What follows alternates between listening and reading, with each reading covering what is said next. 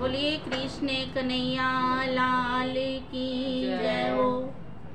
श्रीमद् भागवत गीता में भगवान कृष्ण ने कहा है, योगस्थ कुरु कर्माणि, योगस्थ कुरु कर्माणि, संगम त्यक्त्वा धनंजय, तस्मात् योगाय युज्यस्व, तस्मात् योगाय युज्यस्व,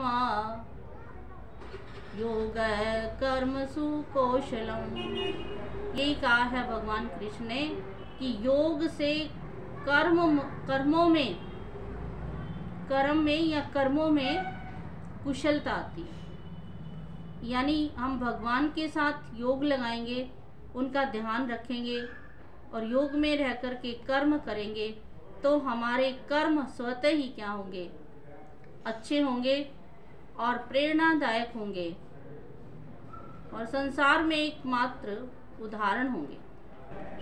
इसी पर आधारित हमारी पौराणिक मान्यताओं के अनुसार एक एकादशी का व्रत आता है, जिसको फलदा एकादशी कहें, हरि प्रबोधिनी एकादशी कहें।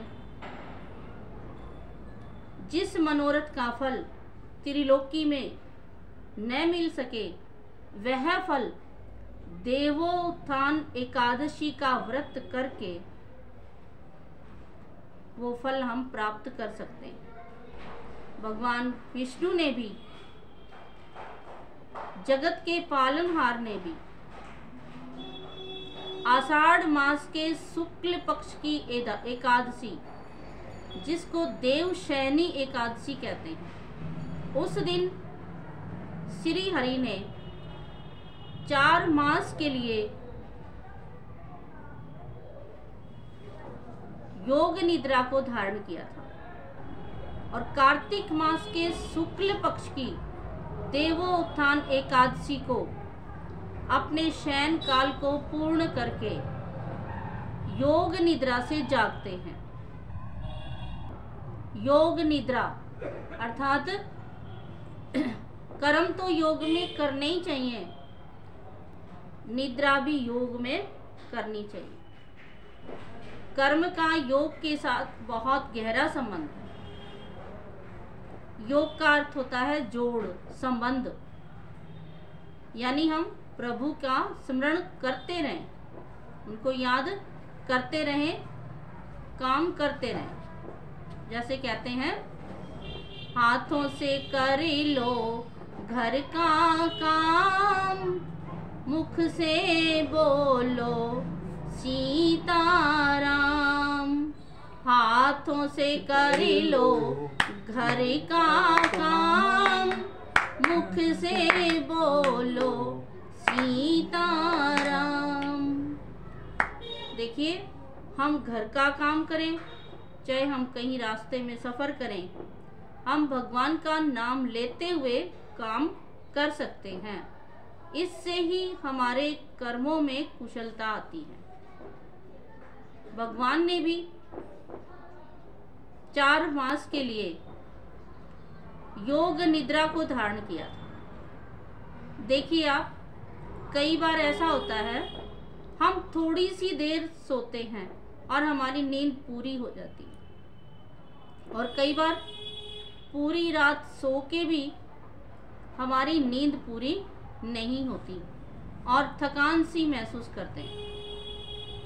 यानी भगवान शिव ने भी माता पार्वती से कहा था, उमा कहाऊं मैं अनुभव अपना, उमा कहाऊं मैं अनुभव अपना, सत्य हरि भजन जगत सब सपना। यानी ये सारा संसार स्वप्न मात्र है। जो दिन में हम कर्म करते हैं वो रात्रि के समय स्वप्न मात्र हो जाते हैं, और जो रात्रि में हम स्वप्न देखते हैं वो प्रातः काल उठ के हम यही कहते हैं कि मैंने रात्रि में स्वप्न देखा। यानी आँख खोल के तो हम देखते ही हैं, इसका मतलब हम स्वप्न में भी, नींद में भी रात्रि के समय भी क्या है, हम कुछ ना कुछ देखते जरूर हैं, यानी हम इस संसार के दृश्यों को देखते ही रहते हैं। तो ये जो एकादशी है, हरि प्रबोधनी एकादशी के नाम से इसको जाना जाता है। ये हरि प्रबोधनी एकादशी है। इस दिन भगवान योग निद्रा से जागृत होते हैं तो शुभ कर्म करते हैं। क्या करते हैं? शुभ कर्म। शुभ कर्म हम करते हैं ये देख करके कि देव उठ गए हैं। उसके बाद ही हम क्या करते हैं, किसी का बच्चे का विवाह करना है, कोई गृह प्रवेश करना है, और कोई मांगलिक कार्य जैसे बच्चों को जनेऊ धारण कराना है, और अन्य शुभ कर्म भी, बच्चों का मुंडन कराना है, या देवी देवताओं के पास हमें कोई मन्नत मांग रखी है उसके लिए जाना है, तो हम ये शुभ कर्म करने प्रारंभ कर देते हैं। देवोत्थानी एकादशी है, इसका एकादशी से लेकर पूर्णिमा तक ये उत्सव मनाया जाता है। इसके दो कारण हैं। पहला कारण तो ये है कि देव उत्थान एकादशी पर भगवान शालिग्राम का माता तुलसी जी के साथ विवाह संपन्न हुआ। तो देखिए, जब भी घर में कोई विवाह हो तो एक ही दिन में तो तैयारियां नहीं होती, और विवाह के बाद भी कुछ समय लग जाता है। विवाह होके आते हैं, फिर मेहमान आते हैं, वो जाते हैं, यूं करके हमारा कुछ ना कुछ कार्यक्रम चलता ही रहता है। आजकल तो आप देखिए कि विवाह करके लाएंगे और ला करके भी एक विशेष पार्टी रखते हैं। तो ये 5 दिन कार्यक्रम चलता है, यानी 5 दिन हमें क्या करनी चाहिए, भगवान की पूजा पाठ को करते रहना चाहिए। उसकी विधि क्या है, क्योंकि आने वाले जो पूर्णिमा होती है, ये जिसको बोलते हैं, ये जो गंगा स्नान पूर्णिमा बोलते हैं, इसको बोलेंगे गंगा जी का नान। तो ये जो पूर्णिमा आएगी, ये पूर्णिमा भी बहुत अधिक महत्व रखती है। तो हमें इन 5 दिनों तक लगातार क्या करना चाहिए? पहला तो हम प्रातःकाल उठें, स्नान आदि करके अपने देव स्थान को साफ करें, और फिर भगवान विष्णु का, और हमारे घरों में आजकल हर माताएं लड्डू गोपाल रखती हैं, उनका गंगा जल से क्या करें, अभिषेक करें, और 4-5 दिन तक भगवान के विवाह की चर्चा ही करते रहें, माता तुलसी की और भगवान शालिग्राम की। और भगवान विष्णु को भोग स्वीकार करें। भगवान विष्णु भोग स्वीकार नहीं करते तुलसी दल के बिना। तुलसी दल प्रसाद में, भोग में डाल करके हम भगवान को भोग स्वीकार करें। और भोग में क्या क्या हो, हमारे फल हो, मिठाई हो, आजकल इन दिनों में सिंघाड़े आते हैं, बेर है, गन्ना है, ऋतु फल है, इनके द्वारा हम भगवान का भोग स्वीकार कराएं। ये देव प्रबोधनी एकादशी से लेकर और पूर्णिमा तक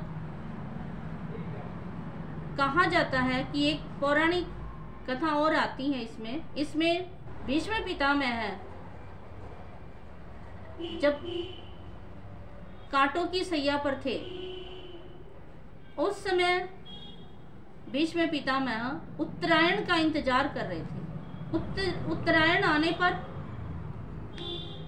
भगवान कृष्ण और पांडवों के साथ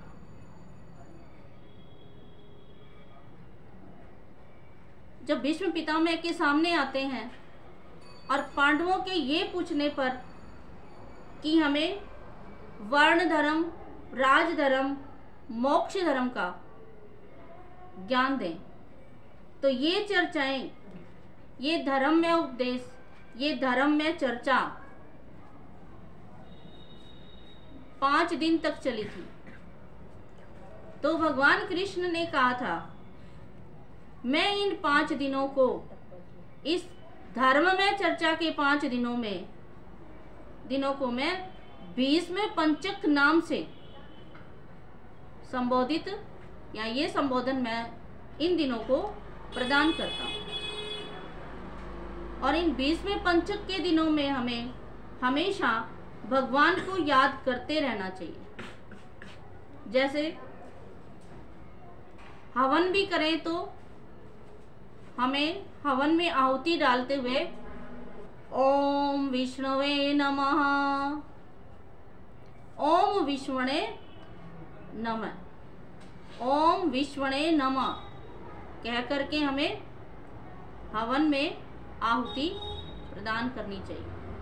और हमें उच्चारण करना चाहिए, आप भी बोलिए साथ में, ओम नमो भगवते वासुदेवाय, ओम नमो भगवते वासुदेवाय, ओम नमो भगवते वासुदेवाय।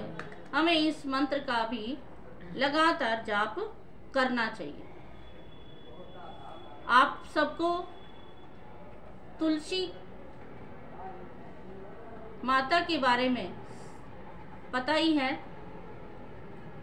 कि तुलसी का पौधा हर घर में रखा जाता है।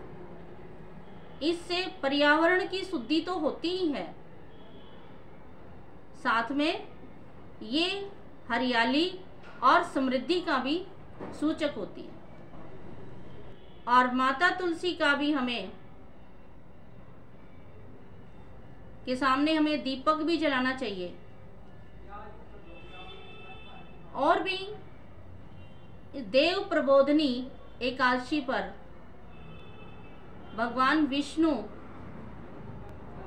अपने सृष्टि के कार्यभार को भी संभालते हैं, क्योंकि हम सभी जानते हैं कि ब्रह्मा के द्वारा स्थापना, विष्णु के द्वारा पालना और शंकर के द्वारा विनाश, इन त्रिदेवों के काम बटे हुए हैं।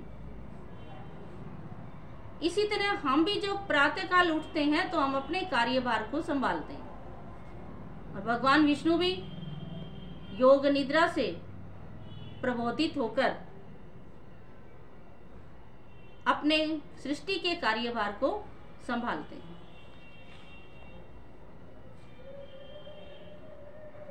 और देखिए, इस दिन हमारी माताएं घर के आंगन में या किसी भी दीवार पर गैरू से भगवान विष्णु का चित्र बनाती हैं और उनके सामने कुछ पैर से बनाती हैं। वो पैर होते हैं कुछ पशुओं के। घर में आजकल हम पशु नहीं रखते हैं, लेकिन पहले हर घर में गायें या और अन्य पशुओं को रखा जाता था, पालन पोषण उनका भी किया जाता था। और घर में जितने बच्चे हैं उनके, घर में जितने जोड़े हैं उनके, सबके पाँव बनाती हैं और उसके ऊपर कुछ मिठाई फल आदि रख के उसको थाल से ढककर, और जब शाम के समय देवो उत्थान करती हैं और उसमें थाली को बजाती हैं। यानी कि किसी को जगाना होता है तो हम या तो बोल के जगाते हैं, हम भगवान के लिए ताली या थाली बजा रहे हैं और हम भगवान से निवेदन ये करते हैं कि हमारे घर में सुख शांति समृद्धि बनी रहे। और कहते भी हैं ये एक दीपावली की तरह मनाया जाता है। देव प्रबोधिनी एकादशी को जैसे दिवाली मनाते हैं उत्तराखंड की तरफ, हर घर में, घर के बाहर दीपक जलाए जाते। तो ये देव प्रबोधनी एकादशी पर माताएं कहती भी हैं, कल कल वालिए आज दिवाली, कल कल वालिए आज दिवाली। यानी कि ये दिन भी दीपावली की तरह ही मनाया जाता है।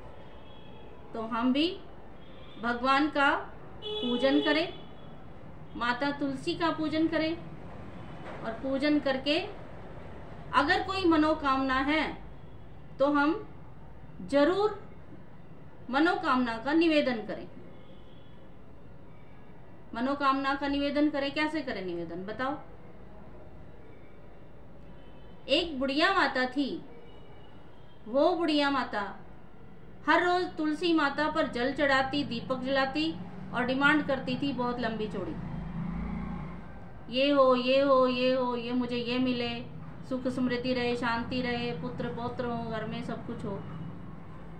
फिर एक मांग और रखती थी कि अंत समय में जब मैं प्राणों का त्याग करूं तो भगवान कृष्ण मेरे सामने।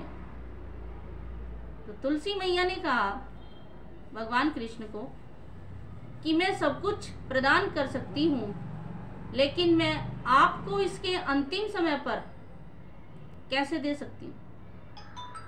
तो भगवान कृष्ण ने कहा था कि आप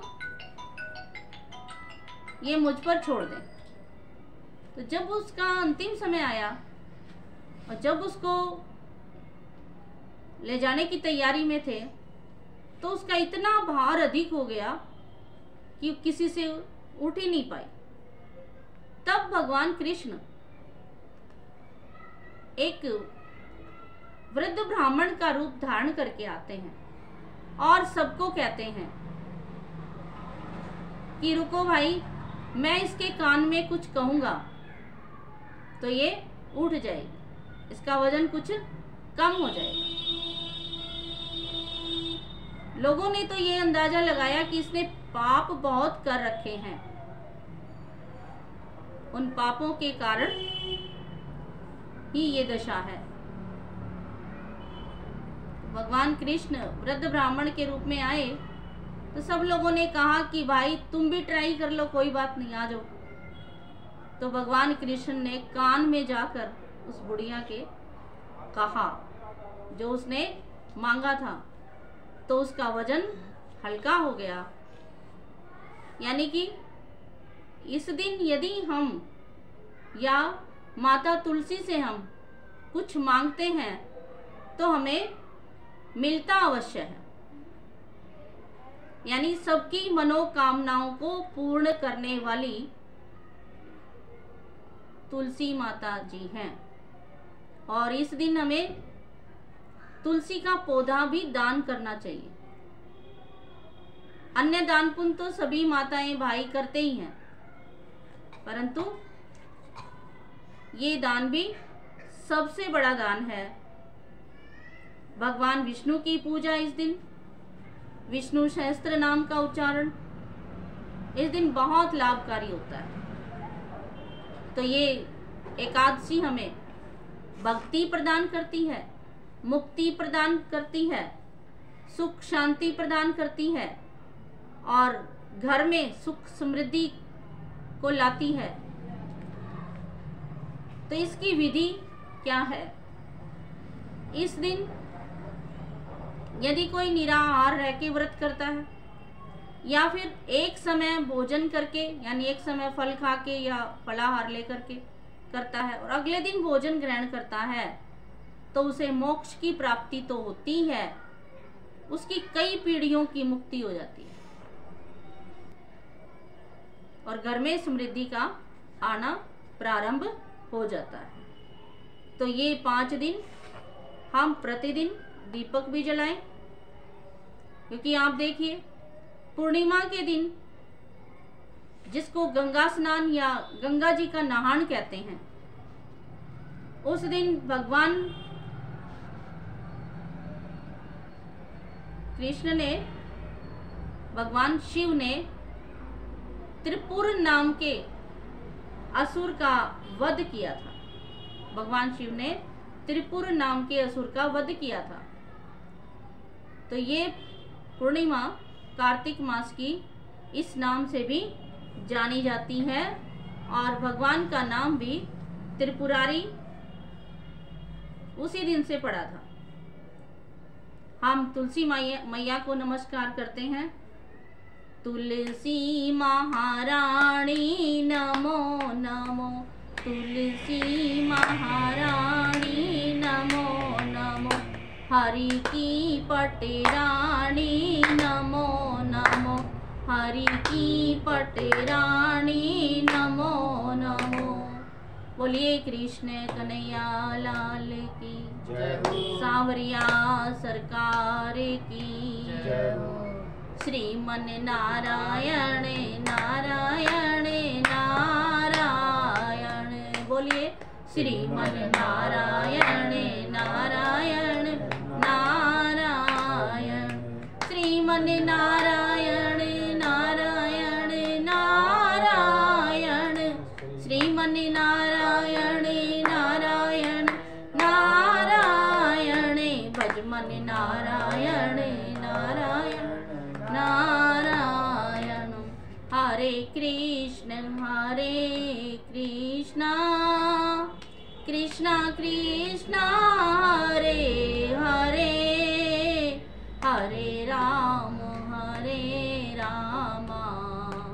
राम राम हरे हरे, हरे कृष्ण कृष्ण कृष्ण हरे हरे, हरे राम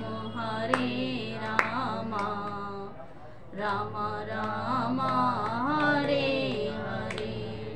बोलिए कृष्ण कन्हैया लाल की जय हो, सांवरिया सरकार की जय हो, राधे रानी सरकार की जय हो, तुलसी मैया की जय हो, शालिग्राम भगवान की जय हो, विष्णु भगवान की जय हो, 33 करोड़ देवी देवताओं की जय हो।